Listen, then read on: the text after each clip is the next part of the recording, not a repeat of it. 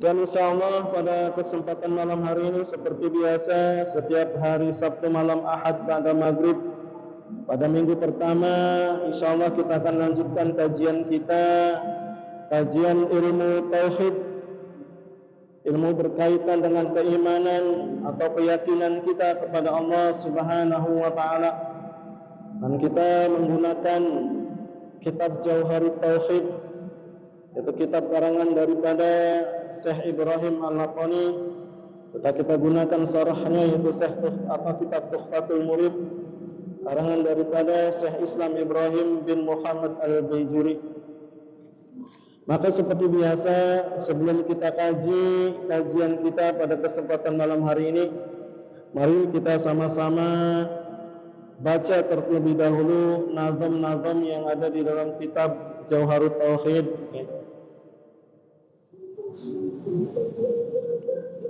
Masih hafal nazamnya, syairnya? Masih ingat nggak? Lupa lagi nazarnya. Ayo bareng-bareng yuk. Kita awali dengan Bismillahirrahmanirrahim.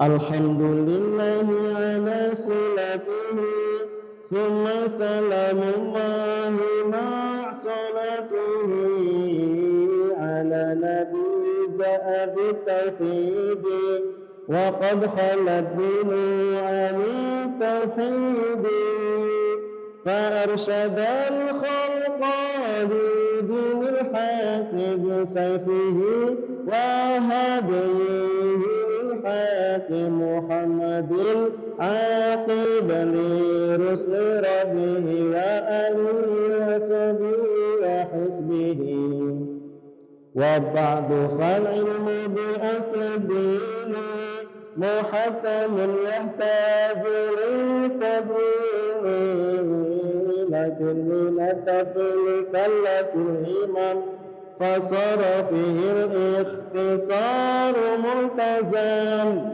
وهذه أرجوزات لقبتها جوهرة التوحيد قد هذبتها والله أرجو في القبول في أبيها نورا في الثواب طالعا فكل من كلف شرعا وجبا عليه أن يعرف ما قد وجب لله والجائز والممتنع ومثل ذا لرسله فاستمعا إذ كل من قال ماذا في التوحيد إيمانه لم يخلو من ترديد ففيه بعض القوم يخلف الفا وبعضهم حقق فيه الكسفا فقال إن يزن بقول الغير كفى وإن لم يزال في الظاهر وزن بأن أولا مما يجب معرفة وفيه خلف منتسب فانظر إلى نفسك ثم انتقل للعالم العلي ثم سفر مجد به صنعا بادئ الحكم لكن به قمد للعدم. Masya Allah. Gampang ya ngapalinnya ya. Memang seperti ini kajian daripada kitab Jauharut Tauhid. Karena isi daripada kitab Jauharut Tauhid ini isinya tentang mandumah-mandumah atau nazam-nazam, syair-syair. Dan setiap satu syair mengandung arti yang sangat dalam. Ya. Maka insyaallah kita sama-sama akan kaji daripada nazam-nazam yang ada di dalam kitab Jauharut Tauhid. Pada pertemuan terakhir pada bulan yang lalu kita sudah pada nazam yang keberapa? Ustaz Riki, masih ingat nggak? 17. Berarti dari Fangdur ya.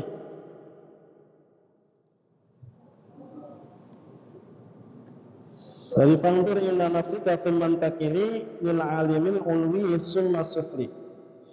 Baik hadirin sekalian yang dirahmati Allah Subhanahu wa taala, kita masuk kepada nazam yang ke-15, 16, 17 insyaallah kita selesaikan ya. Pada nazam yang ke-15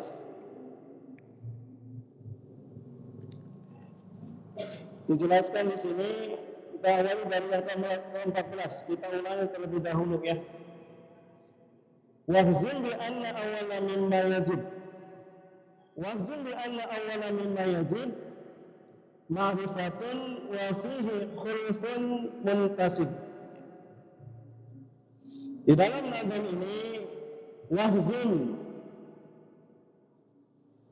dan mantapkanlah bi anna awalan mimma yazid, bahwasanya kewajiban yang pertama awalan mimma yajib adalah ma'rifatun, yaitu mengenal Allah Subhanahu wa taala, wa fihi, dan di dalamnya khulfun muntasib, telah terjadi perbedaan atau ikhtilaf para ulama. Wahzin bi anna awalan mimma yajib, dan mantapkanlah bahwa kewajiban yang pertama bagi setiap orang yang mukallaf adalah ma'rifatullah, mengenal Allah Subhanahu wa taala. Pada nazam yang ke-9 di sini juga hampir sama, dikatakan faqul man kullifa sar'an wajaba alaihi an ya'rifa ma qad wajaba. Faqul man kullifa, maka setiap orang kullifa, orang yang mukallaf, sar'an, secara syar'i, wajaba, maka wajib bagi setiap orang mukallaf, alaihi, ya, bagi orang mukallaf apa? An ya'rifa ma'rifatullah, yaitu mengenal Allah Subhanahu wa taala. Kalau di dalam nazam yang ke-9 dijelaskan di sini bahwa setiap orang yang mukallaf wajib untuk ma'rifatullah, mengenal Allah Subhanahu wa taala. Maka di dalam nazam yang ke-14 ini wahzin bi anna awalan, maka kewajiban bagi orang yang mukallaf pertama yaitu apa? Yajib ma'rifatun, yaitu mengenal Allah Subhanahu wa taala. Hampir sama. Kalau nazam yang ke-9 hanya kewajibannya saja mengenal Allah Subhanahu wa taala, maka di dalam yang nazam yang ke-14 ini di anna awalan, maka yang pertama nih yang harus diketahui bagi orang yang mukallaf adalah mengenal Allah. Sebenarnya kewajiban beriman mengenal Allah Subhanahu wa taala itu tidak mesti harus ketika sudah mukallaf, ya. Seorang anak, ya, ketika lahir ke dunia ini, pertama yang harus dikenalkan, yang harus ditanamkan kepadanya yaitu tentang iman kepada Allah Subhanahu wa taala. Siapa Tuhannya, siapa nabinya, ya, kenalkan itu kepada mereka sebelum dikenalkan kepada yang lainnya. Jadi ilmu yang wajib dipelajari, diketahui oleh setiap anak sebelum mukallaf pun, yang harus diajarkan kepadanya adalah ilmu tentang tauhid, iman.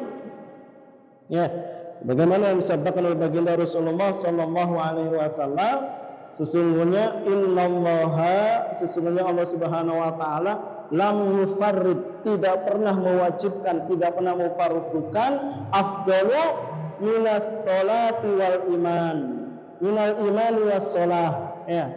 Sesungguhnya Allah Subhanahu wa taala tidak pernah yang memfardukan, mengutamakan afdalu, yang lebih utama bagi setiap orang, setiap manusia di dunia ini apa? Minal imani wassalah. Yang pertama, kenalkan dia tentang iman, yakin yang benar kepada Allah Subhanahu wa taala, wassalah. Setelah itu tanamkan pada dirinya tentang kewajiban perintah sholat. Maka pertama itu yang harus ditamankan adalah iman. Yakin berarti apa? Ma'rifatullah. Apa ma'rifatullah? Sudah dibahas pada pertemuan yang lalu ya. Masih ingat? Mengenal Allah, gitu kan? Simpelnya mengenal Allah. Ya, ma'rifat di sini bukan berarti syarikat, thariqat, hakikat, ma'rifat, bukan itu maksudnya. Ya, ma'rifat di sini mengenal Allah.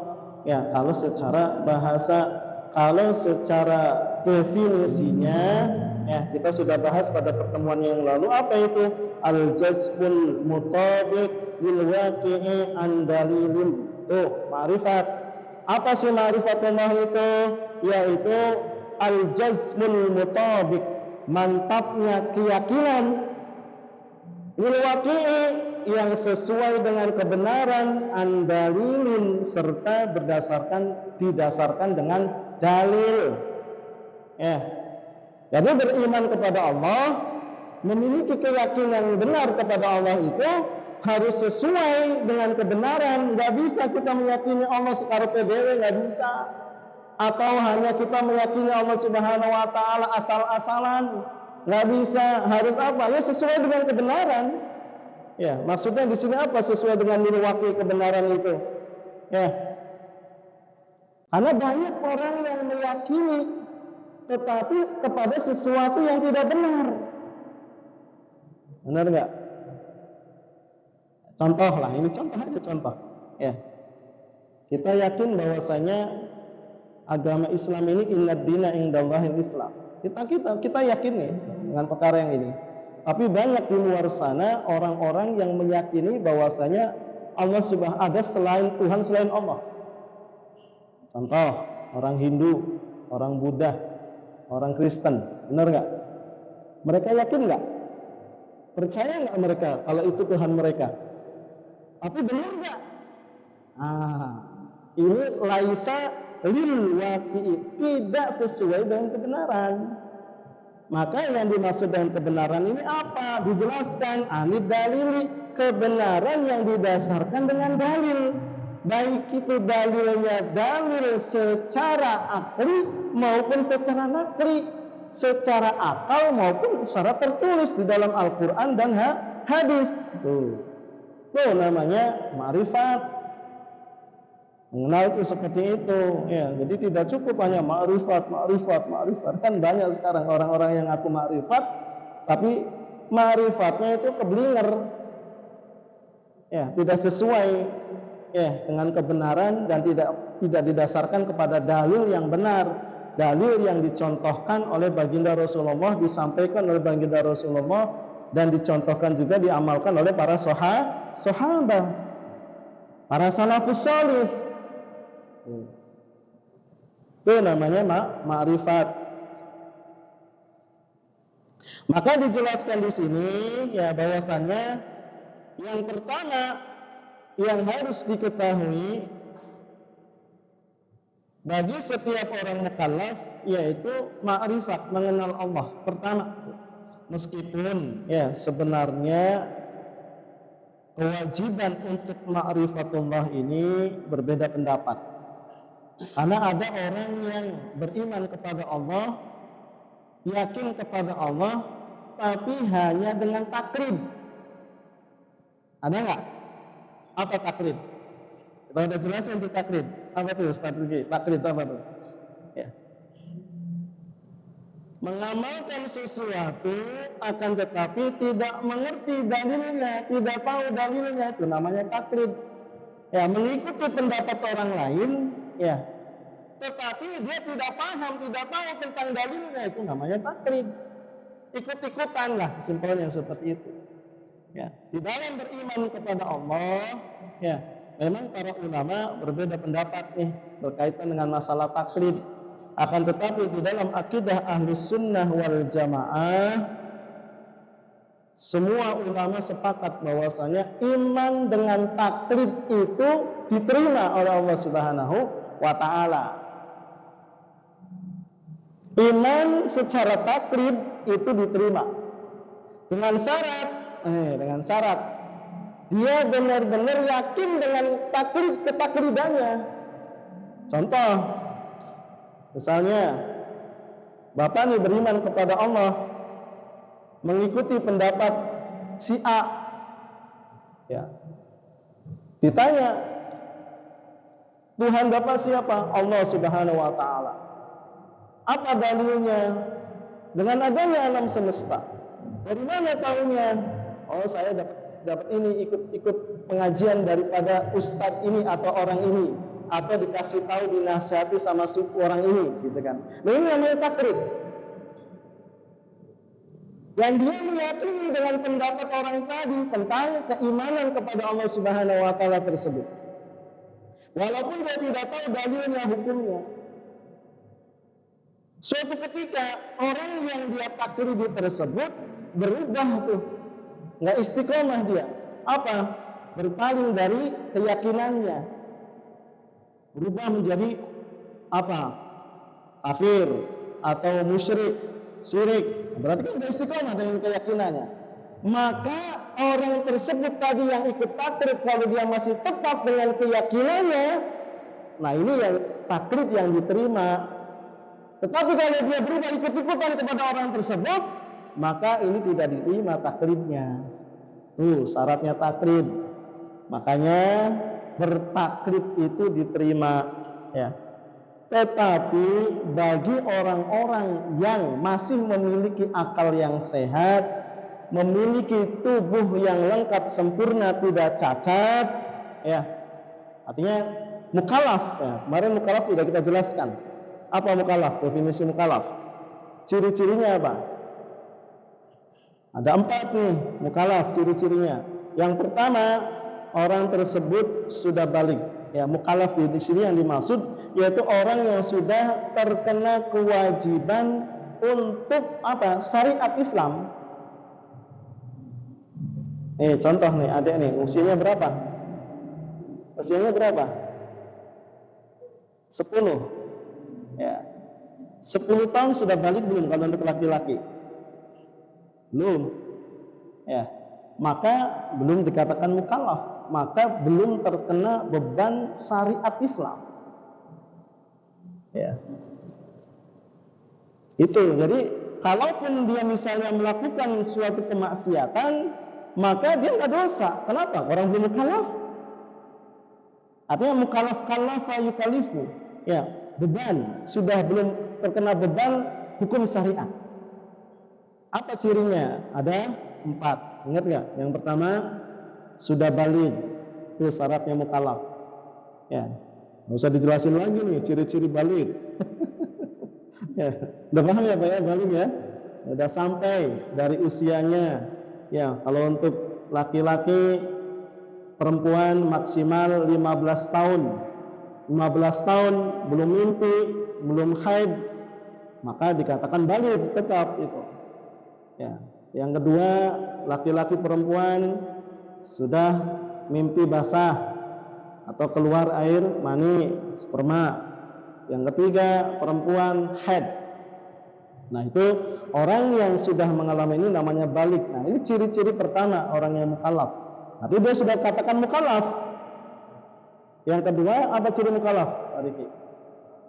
Berakal. Berakal di sini maksudnya adalah berarti orang yang gila tidak memiliki akal. Maka orang yang gila itu tidak terkena beban hukum syariat. Nggak wajib sholat, nggak wajib zakat, nggak wajib puasa. Itu orang gila. Enak nggak? Enak. Makanya kalau pengen nggak mau sholat, nggak mau puasa, gila aja. Ya. Atau mungkin termasuk di dalamnya anak kecil. Anak kecil yang katakanlah masih umur 1 tahun, 2 tahun gitu kan, belum bisa membedakan mana itu yang namanya api, mana namanya roti. Ya, ini belum apa? Belum dikatakan sebagai berakal. Belum dikatakan sebagai mukallaf. Yang ketiga, apa? Telah sampai dakwah kepadanya. Ya, sudah pernah mendapatkan dakwah. Berarti orang-orang yang hidup di zaman antara satu nabi dengan nabi yang lainnya, ya belum istilahnya belum mendapatkan dakwah, belum sampai dakwah kepadanya, maka tidak dikatakan mukallaf atau disebut dengan ahli fatrah. Contohnya siapa? Orang tua Nabi. Sayyidina Abdullah, Sayyidina Aminah. Itu kan meninggal dunia, hidup di zaman ketika Rasulullah belum diangkat menjadi nabi. Ya, di mana mereka berdua? Atau kakeknya Abdul Muthalib, ya kan, diangkat menjadi meninggal dunia sebelum Rasulullah diangkat jadi nabi. Artinya apa? Mereka belum mendapatkan syariat, sebab zaman antara Nabi Isa ini diangkat oleh Allah sampai kepada Rasulullah diangkat menjadi nabi. Nah, ini zaman namanya fatrah, masa senggang, belum ada syariat. Orang-orang yang hidup di zaman ini namanya ahli fatrah, belum mendapatkan syariat, belum sampai dakwah kepada mereka, maka belum dikatakan mukallaf. Di mana mereka? Ya di surga. Walaupun mereka menyembah berhala, Kenapa? Karena belum mendapatkan syariat. Iya. Paham? Ya. Dari mana? Pendapat dari para ulama, seluruh ulama sepakat seperti itu. Ya. Maka dikatakan bahwasannya orang tua baginda Rasulullah Shallallahu Alaihi Wasallam itu mereka berada di dalam surga. Paham ya Pak ya? Nah, ada pendapat tuh, ya, yang mengatakan bahwasanya ada seorang yang bertanya kepada baginda Rasulullah Shallallahu Alaihi Wasallam, ya Rasulullah, di manakah kedua orang tua kami? Maka Rasulullah mengatakan, finnar, mereka semua berada di dalam neraka, gitu kan. Ini semua hadis-hadis yang berkaitan perkara ini semua hadis-hadis ahad. Artinya hadis yang belum tidak mencapai kepada derajat mutawatir. Sedangkan ada ayat yang lebih jelas mengatakan tentang bahwasannya di dalam surat Al-Isra ayat 15 dikatakan wa ma kunna mu'adzabina hatta nab'atsu rasula. Ya, dikatakan oleh Allah wa ma kunna mu'adzabina, dan tidaklah kami mengazab suatu kaum hatta nab'atsu rasula, sehingga kami mengirimkan seorang rasul ke tengah-tengah mereka. Jadi pendapat-pendapat tentang hadis-hadis ahad tadi dipatahkan oleh ayat ini. Kedudukan ayat jelas lebih utama daripada hadis. Paham ya Pak ya? Tuh.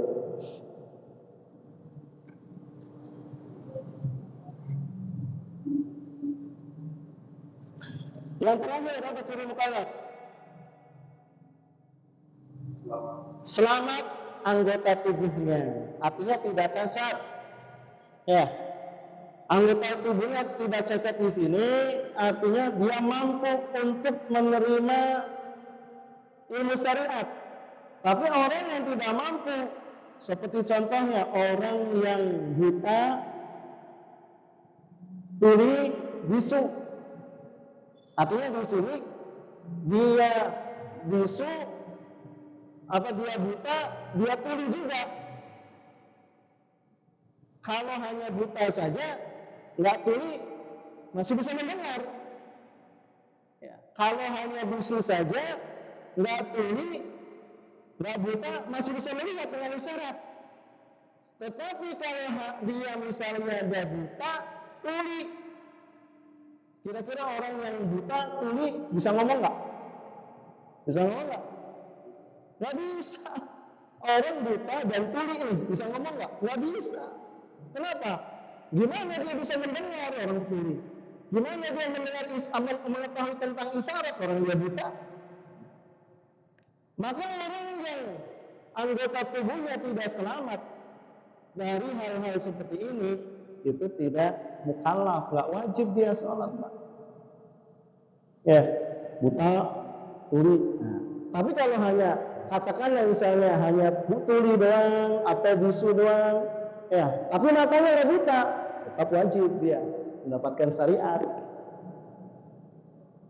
Atau dia misalnya hanya buta saja, tapi nggak tuli, wajib dia mendengar. Kenapa? Masih bisa mendengar, walaupun dia nggak lihat. Contohnya siapa? Abdullah Umi Maktum, buta dia. Dia 5 waktu dia ke masjid, capek, jauh, maka dia bertanya kepada Rasulullah, minta rukhsah supaya pas sholatnya di rumah saja. Boleh nggak ya Rasulullah, saya ini kan buta, rumah saya jauh, 5 waktu bolak-balik ke masjid capek. Nggak ada yang menuntun. Rasulullah diam. Kemudian ditanya, apakah engkau mendengar suara adzan? Ya, saya mendengar suara adzan. Kalau begitu penuhilah suara adzan. Tetap wajib.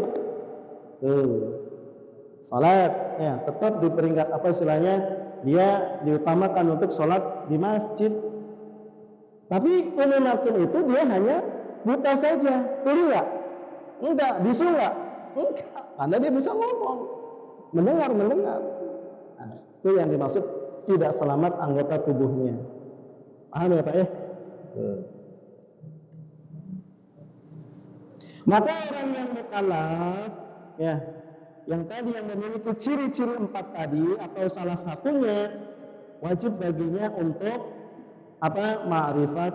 ma'rifatullah, mengenal Allah Subhanahu wa taala. Meskipun memang ulama berbeda pendapat, artinya masalah ini bukanlah bagian daripada rukun agama yang harus diiktikadi, tidak, karena pendapat yang lebih sahih adalah cukup dengan takrib. Artinya kalau memang kecukupan takrib ini lebih daripada sahih, maka kewajiban untuk ma'rifat ini adalah sesuatu yang tidak disepakati oleh para ulama, sehingga tidaklah orang kafir yang mengingkarinya.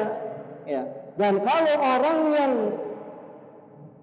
mengingkari kewajiban ma'rifat ini tidak kafir, akan tetapi lebih utama lagi bahwasanya tidak kafir orang yang apabila dia ma'rifat mengenal Allah Subhanahu wa taala. Jadi orang yang taklid itu bukan orang kafir, tidak boleh. Tetapi kalau seandainya dia masih memiliki akal, tadi sehat, badannya mampu untuk belajar tentang ilmu keimanan, dia tidak belajar, hukumnya dosa. Imannya diterima, tapi dia berdosa. Kenapa? Karena dia telah melalaikan kewajiban untuk mengenal Allah atau belajar ilmu tauhid. Bapak masih bisa kan belajar ilmu tauhid? Masih belajar kan, masih bisa. Waktu ada, kesempatan ada, umur ada, sehat, akal juga masih normal. Ketika dijelaskan tentang ilmu tauhid seperti ini, Bapak paham tidak? Paham. Ternyata Bapak tidak belajar, kemudian Bapak imannya hanya taklid saja, diterima imannya tetapi dosa. Kenapa? Karena Bapak sudah bermaksiat meninggalkan kewajiban belajar ilmu tauhid. Paham? Maka di sini dijelaskan, wahzim bi anna awalan mimma yajib. Dimantapkan oleh para ulama bahwasanya kewajiban yang pertama adalah ma'rifat, meskipun berbeda pendapat di antara para ulama. Kemudian nazam selanjutnya, fanzur ila nafsika thumma takili. Maka fanzur, renungkanlah, ila nafsika, tentang dirimu, kepada dirimu, thumma takili, kemudian berpindahlah, lil alamil ulwi, pada perenungan tentang alam yang atas, thumma sufli, dan renungkanlah tentang alam yang bawah. Paham nggak? Maksudnya ngerti nggak nih? Jadi cara mencapai ma'rifat atau mengenal Allah Subhanahu wa taala itu adalah dengan nazar.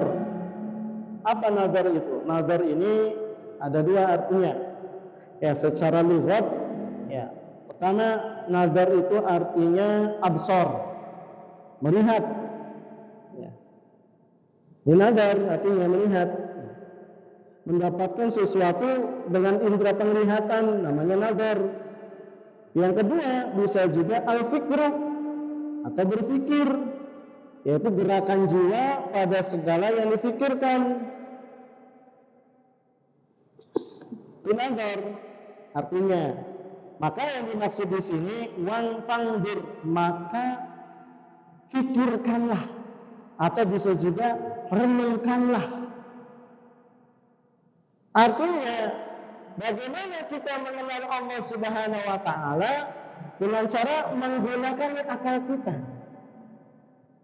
Meskipun dijelaskan kalau di sini ya di syair yang ke-9 fakulu man kulifa sar'an, ya bahwasanya setiap orang yang mukallaf wajib baginya secara syar'i mengenal Allah Subhanahu wa taala itu wajib dengan syar'i. Itu pendapat daripada akidah Ahlussunnah wal Jamaah, bukan dengan akal. Ya. Jadi mengenal Allah Subhanahu wa taala itu wajib dengan syar'i, dengan hukum-hukum syariat yang benar. Tidak bisa pakai akal. Kenapa, Pak? Karena kalau pakai akal manusia ini terbatas. Bahaya. Ya, mengenal Allah Subhanahu wa taala dengan akal itu bahaya, Pak. Masya Allah. Ya, bahaya banget. Kenapa? Nanti bisa-bisa akal menggambarkan tentang zat Allah Subhanahu wa taala. Sedangkan kita menggambarkan tentang zat Allah Subhanahu wa taala itu hukumnya haram. Allah Subhanahu wa taala memiliki sifat laisa kamitslihi syai'un. Allah itu tidak sama dengan makhluknya. Maka tidak boleh kita menggambarkan tentang zat Allah Subhanahu wa ta'ala, nggak boleh, Pak, haram hukumnya ya.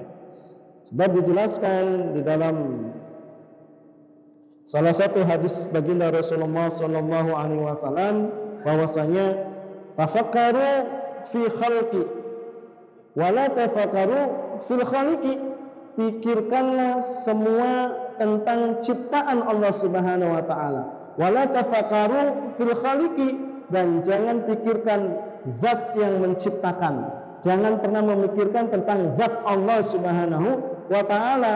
Fa innahu la tukhbitu bihil fikratu, karena sesungguhnya ia tidak bisa diliputi oleh pikiran manusia.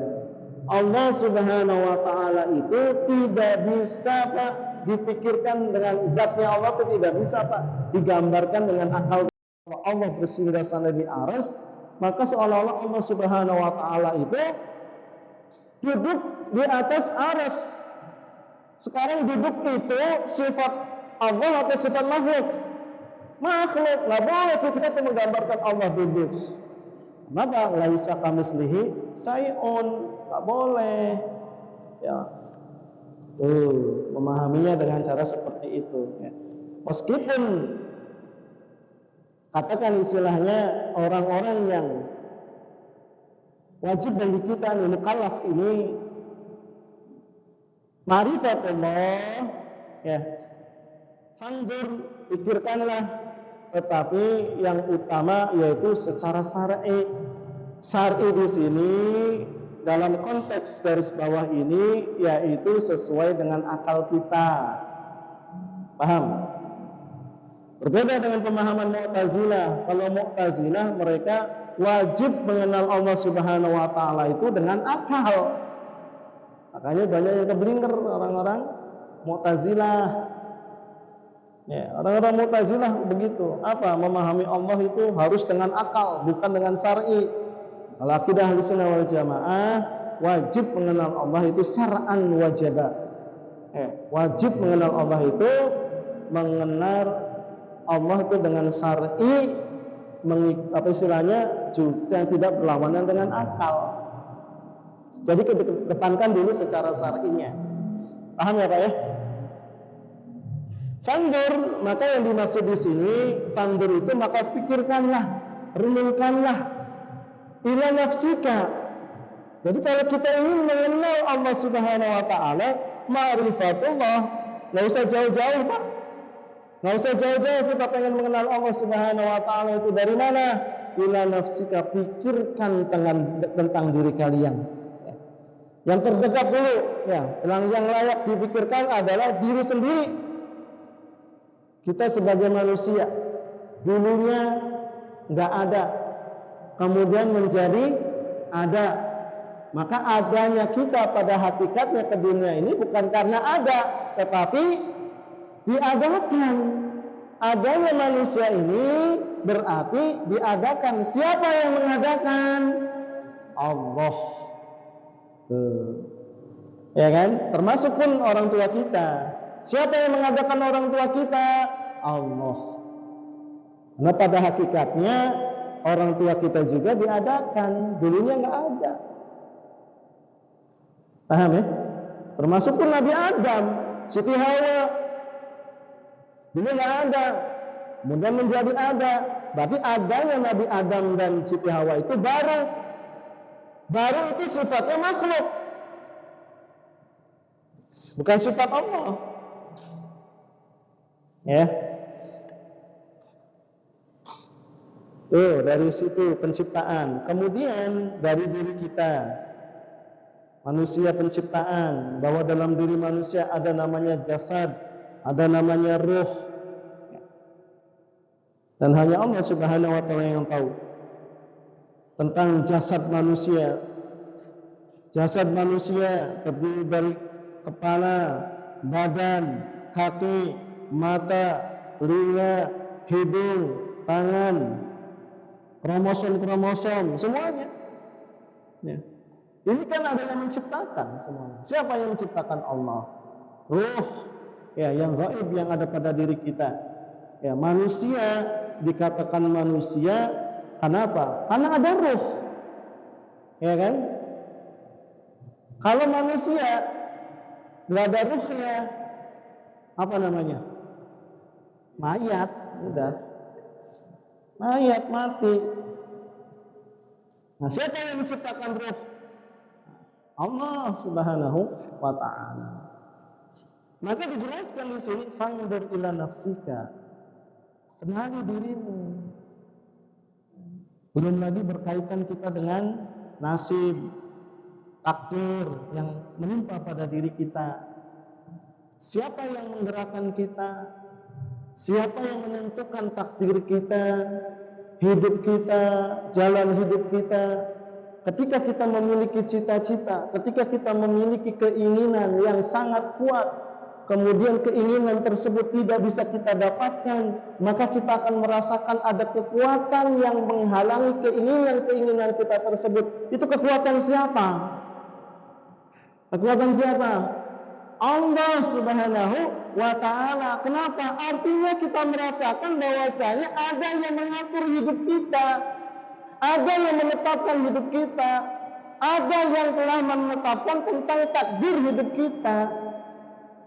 Tuh, pikirkan dari sisi itu saja dulu. Nggak usah jauh-jauh. Benar nggak, Pak? Nah, maka kalau kita mengenal diri kita, dikatakan oleh para ulama, man arafa nafsahu faqad arafa rabbahu. Barang siapa yang mengenal dirinya, maka pasti dia akan mengenal siapa Tuhannya. Semakin kita mengenal diri kita, maka semakin kita akan mengenal bahwasanya ada kekuatan yang maha dahsyat yang mengatur kita, menciptakan kita, ya, yang tidak lepas dari kehidupan kita. Ya, fangdur ila nafsika. Kemudian dikatakan summan takili. Kemudian berpindahlah engkau setelah memikirkan diri sendiri bil alamil ulwi, tentang penciptaan-penciptaan yang ada di atas. Langit, matahari, planet, galaksi, udara, burung-burung, Masya Allah. Lihat Pak, langit Pak, diciptakan Pak, ya begitu tingginya, ya Masya Allah. Ada nggak yang pernah nyampe ke langit pertama? Ada nggak? Nggak ada. Tuh, luar biasa. Ada nggak langit? Ada.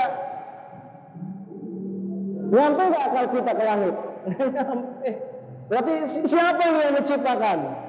Allah. Matahari, bumi, bintang, planet-planet, galaksi, ya kan?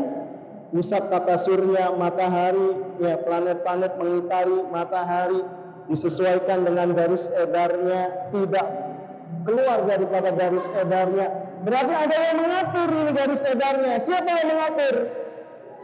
Allah Subhanahu wa taala, zat yang maha memiliki kekuatan yang maha dahsyat. Tuh, di langit nih.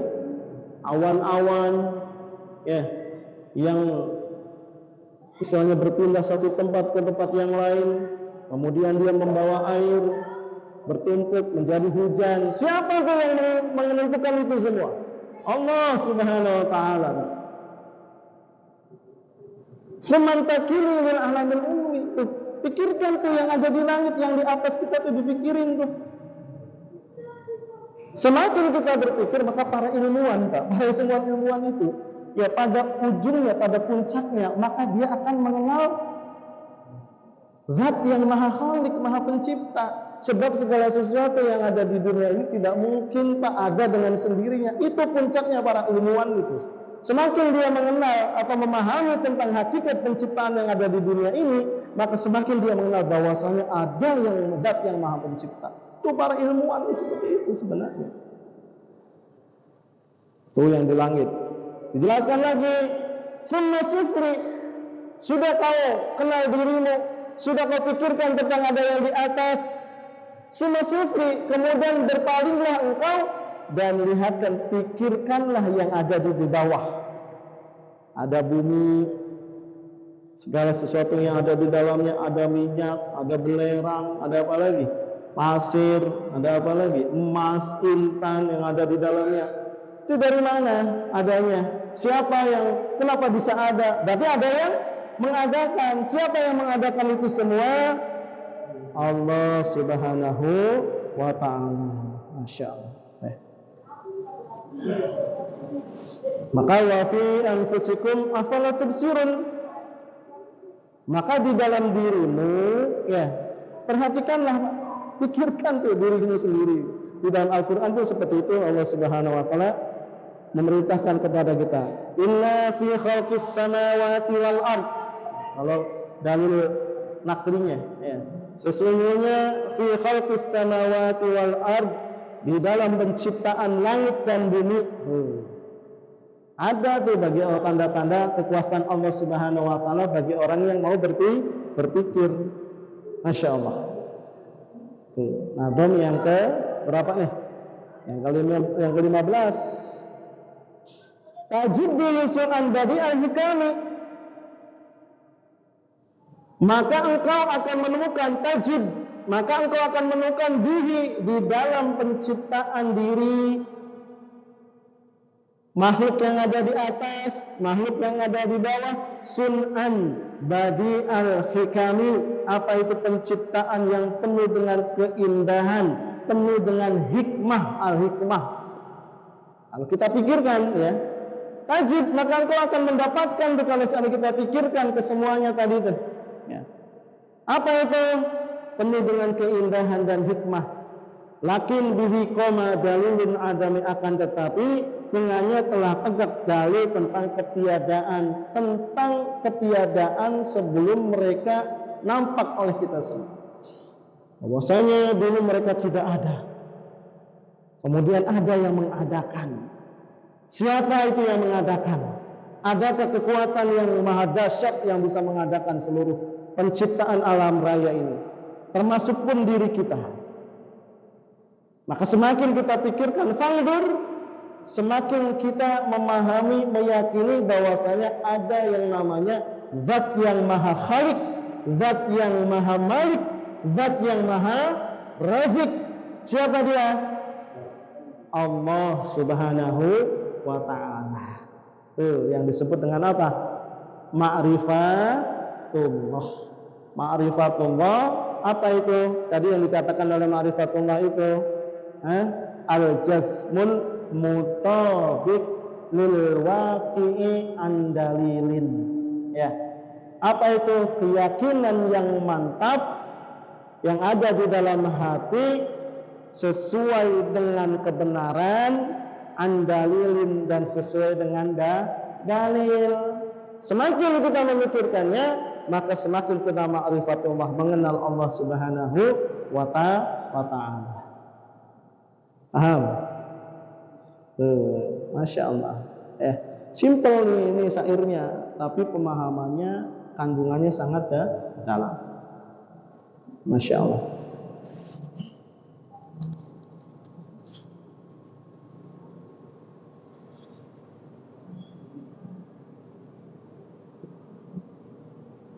Wa kullu ma jaza alaihi al-adamu, dan setiap sesuatu yang boleh adanya atasnya al-adam, sesuatu yang dulunya tidak ada, alaihi, atas niscaya, qat'an mustahil qidam, maka niscaya mustahilah atasnya kidam secara pasti. Artinya apa? Berarti mereka yang dulunya tidak ada, ya berarti nggak mungkin dia itu istilahnya kekal. Enggak, artinya memang dia itu ada yang mengadakan. Paham ya Pak ya? Ayo, masih ada waktu. Ada yang mau ditanyakan tidak sebelum kita lanjut lagi? Kita bicara tentang iman nih, tentang tauhid. Minta kita masih bahas tentang, masih mukadimah nih, belum kita masuk kepada tentang pembahasan tentang sifat-sifat Allah Subhanahu wa ta'ala. Ya, kita baru ma'rifatullah, mengenal Allah dari apa? Dari diri kita, dari makhluk-makhluk yang ada di alam raya. Nah, lalu bagaimana mengenal Allah, menemukan Allah tuh? Oh, berarti kita sudah menemukan siapa Allah. Bagaimana kita memahami tentang Allah? Nah, baru kita memahami Allah itu dengan apa? Sifat-sifatnya. Nah, ini baru dengan akal. Kalau ini dengan syar'i. Ya, secara syar'i, Allahu khalaq apa? Innallaha khalaqas samawati wal ard. Ya, Allah Subhanahu wa ta'ala yang menciptakan langit dan bumi dan segala sesuatu yang ada di dalamnya. Dan kalau seandainya kita pikirkan, maka kita akan menemukan siapa yang menciptakan, yaitu Allah Subhanahu wa ta'ala. Apa cukup sampai situ?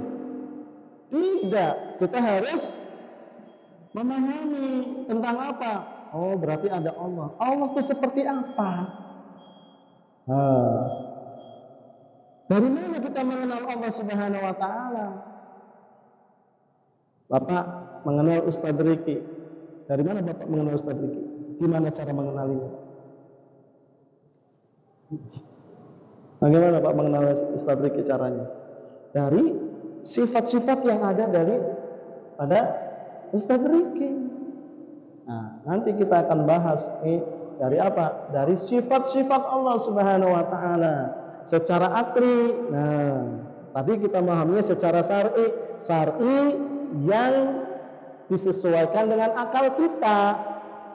Ya. Tapi bagaimana mengenal Allah? Allah memiliki sifat wajib. Ya, artinya sesuatu yang harus ada pada diri Allah, yang tidak mungkin ketiadaannya. Apa lawannya? Mustahil. Nah, apa itu? Sesuatu yang tidak mungkin adanya. Sebab kalau tidak ada pada diri Allah, maka itu bukan Allah. Gitu. Ada juga sifat yang boleh ada, boleh juga tidak ada. Nah, ini namanya sifat jaiz. Insyaallah nanti kita akan bahas pada kesempatan yang akan datang insyaallah ya. Ini dulu pembahasan kita pada kesempatan malam hari ini. Ya, semakin kita ma'rifatullah, mengenal Allah. Ya. Jadi tidak cukup kita istilahnya ma'rifatullah itu hanya dengan takrib saja. Tapi juga harus dengan apa? Dengan dalil. Paham ya Pak ya? Ada pertanyaan? Cukup? Pertanyaan? Cukup? Ada pertanyaan nggak nih? Cukup ya? Alhamdulillah, kalau sudah paham semuanya. Ya, bisa dipahami ya insyaallah ya. Baik, insyaallah nanti kita akan lanjutkan pada nazm selanjutnya ya. Mudah-mudahan apa yang sudah kita bahas pada kesempatan malam hari ini, niat kita amalkan dalam kehidupan kita dan niat kita sampaikan kepada saudara-saudara kita insyaallah. Baik, ini saja kita tutup dengan kafaratul majlis. Subhanakallahumma wa bihamdika asyhadu an la ilaha illa anta astaghfiruka wa atubu ilaik. Billahi taufiq wal hidayah. Assalamualaikum warahmatullahi wabarakatuh.